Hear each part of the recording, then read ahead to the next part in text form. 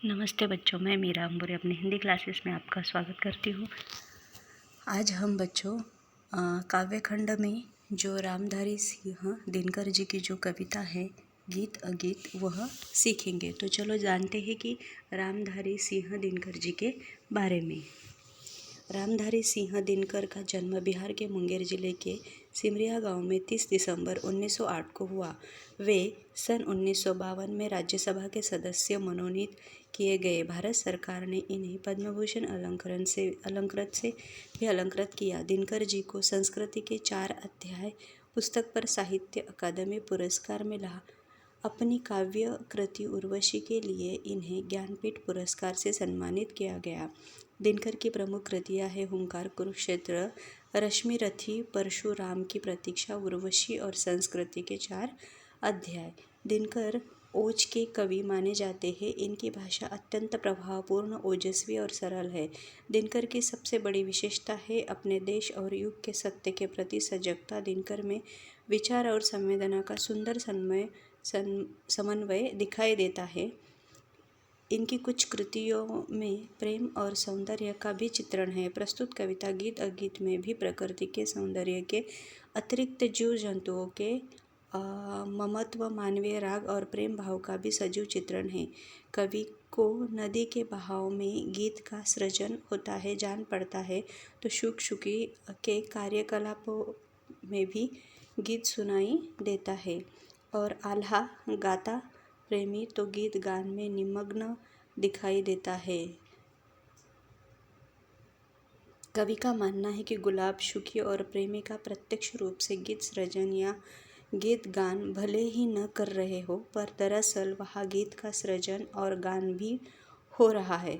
कवि की दुविधा महज इतनी है कि उनका वह अगीत सुंदर है या प्रेमी द्वारा सस्वर गाया जा रहा गीत। काव्यांश पढ़ते हैं। गाकर गीत विरह के तटिनी, वेगवती बहती जाती है। दिल हल्का कर लेने को उपलों से कुछ कहती जाती है। तट पर एक गुलाब सोचता, देते स्वर यदि मुझे विधाता। अपने पतझर के सपनों का मैं भी जग को गीत सुनाता। गा गा कर बह रही निर्जरी पाटल मुख खड़ा तट पर है। गीत अगीत कौन सुंदर है। यहाँ पर शब्दार्थ है इन पंक्तियों में आए हुए। जो कठिन शब्द है तटिनी, नदी, तटों के बीच बहती हुई। वेगवती, इसका अर्थ क्या है? तेज गति से। उपलो, इसका अर्थ है किनारों से। विधाता, ईश्वर। निर्जरी, झरना, नदी। पाटल यानी क्या? गुलाब। तो देखते हैं कि इन पंक्तियों में कवि ने क्या कहा है। कवि कहते हैं कि नदी के बहने से जो सुंदर दृश्य दिखाई देता है, उसके बारे में कवि ने बहुत सुंदर वर्णन किया है। कवि कहता है कि नदी को बहता हुआ देखते हुए ऐसा लगता है जैसे नदी किसी के बिछड़ने के दुख में दुखी होते हुए गीत गाते हुए बड़ी तेजी से बह रही है। ऐसे में लगता है कि वह अपना दुख का कम करने के लिए किनारों से कुछ कहती हुई बहती जा रही है। कवि कहता है कि किनारे के पास में ही एक गुलाब चुपचाप यह सब देख रहा है और अपने मन में सोच रहा है कि यदि भगवान ने उसे भी बोलने की शक्ति दी होती तो वह भी पूरी दुनिया को अपने सपनों के गीत सुनाता। झरना भी बह बह कर गीता गा रहा है और गुलाब किनारे पर चुपचाप खड़ा है। कवि यह सब देखकर सोच रहा है कि मेरे द्वारा गाया गया गीत जो है सुंदर है या प्रकृति के द्वारा न गा सकने वाला अगीत सुंदर है। यानी जो ये प्रकृति जो है अपने भाव व्यक्त करती है वह सुंदर है, या जो मैं बोलता हूँ या हम मनुष्य बोलते हैं वह सुंदर है। तो कवि यह प्रश्न पूछते हैं इस कविता में कि कौन सुंदर है। चलो देखते हैं आगे की पंक्तियाँ। बैठा शुक उस घनी डाल पर जो खोते को छाया देती। पंख फुला नीचे खोते में शुकी बैठ अंडे है सेती। गाता शुक जब किरण बसंती छुती अंग पर्ण से छनकर। किंतु शुकी के गीत उमड़ कर रह जाते स्नेह में सनकर। गूंज रहा शुक का स्वर वन में फुला मग्न शुकी का पर है। गीत अगीत कौन सुंदर है।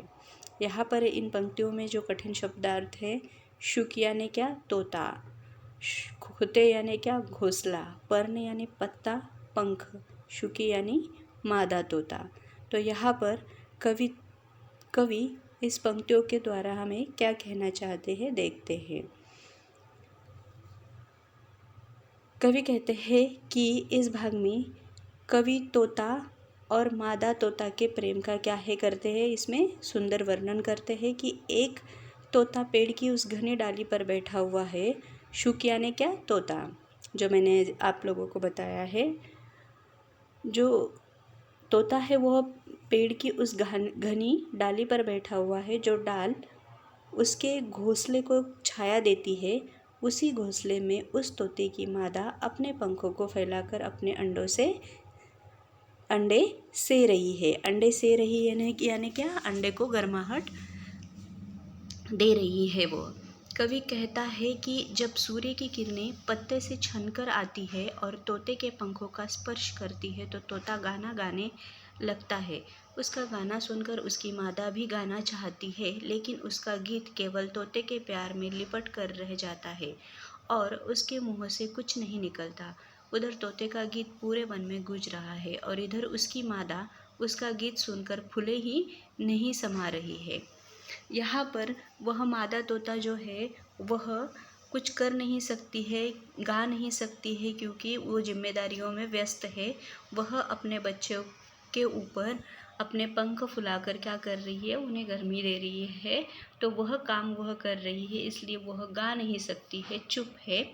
अर्थात पर उसका पति जो गा रहा है या तोता जो गा रहा है उस पर वह बहुत खुश है। कवि यह सब देखकर सोच रहा है कि मेरे द्वारा गाया गया गीत सुंदर है या प्रकृति द्वारा न गा सकने वाला वह अगीत सुंदर है। चलो आगे की पंक्तियाँ देखते हैं। दो प्रेमी है यहाँ, एक जब बड़े साज आल्हा गाता है, पहला स्वर उसकी राधा को घर से यहाँ खींच लाता है। चोरी चोरी खड़ी नीम की छाया में छिपकर सुनती है, हुई न क्यों मैं कड़ी गीत की विधना यो मन में गुनती है। यहाँ पर शब्दार्थ इन पंक्तियों में जो आए हुए कठिन शब्दार्थ है। आल्हा का अर्थ क्या है, एक लोकगीत का नाम है। कड़ी का अर्थ क्या है कि वे छंद जो गीत को जोड़ते हैं। बीथना यानी क्या, भाग्य विधाता। गुनती यानी विचार करती है। वेग यानी गति। आइए इन पंक्तियों के माध्यम से कवि हमें क्या कहना चाहते हैं, देखते हैं। इस कविता में, इस भाग में कवि क्या कहना चाहते हैं कि कवि दो प्रेमियों का वर्णन यहाँ पर करते हैं कि वन में दो प्रेमी रहते हैं। दोनों प्रेमियों में से जब एक प्रेमी शाम के समय कोई लोकगीत गाता है तो उसकी प्रेमिका उस गाने को सुनने के लिए अपने घर से वन की ओर खिंची चली आती है। वह चोरी से छिपकर अपने प्रेमी का गाना सुनती है और मन में सोचती है कि वह उस गीत का हिस्सा क्यों नहीं बनती। जब प्रेमी गाता है तो प्रेमिका का मन प्रसन्नता से फूले नहीं समाता। कवि यह सब देखकर सोच रहा है कि मेरे द्वारा गाया गया सुंदर है या प्रकृति के द्वारा न गा सकने वाला अगीत सुंदर है। कवि का कहना है कि जो हम बोलकर जो समझते हैं या जो बोलकर गीत जो बोलते हैं वह सुंदर है, या जो प्रकृति यानी नेचर जो है, प्रकृति जो है वह न बोलकर यानी चुपचाप अपना अपना काम करता है, चुपचाप बहता है, नदी जैसे चुपचाप बहती है। वो फूल है, वो अपने ही धुन में सोचता है, वह हमें सुनाई नहीं देता, दिखाई नहीं देता।